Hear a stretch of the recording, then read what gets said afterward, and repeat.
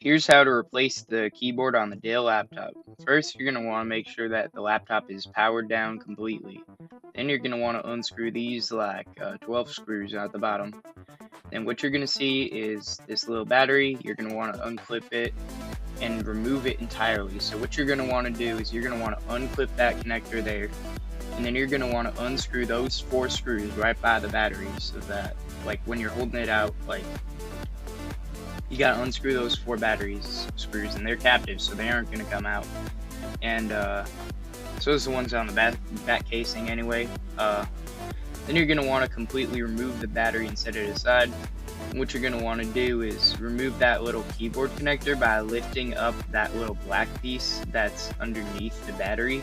So that little connector by the battery is the keyboard connector for attaching the keyboard. And then you're going to want to lift that out, and then you're going to want to make sure the laptop's open for this part. You're going to make sure that it's open and you have a spot to put the keyboard and make sure it doesn't fall and break.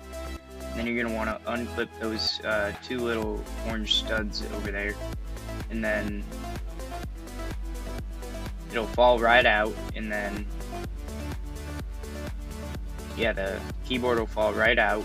And then you're going to want to put your new keyboard back in by threading it through that little slot in the keyboard in the computer.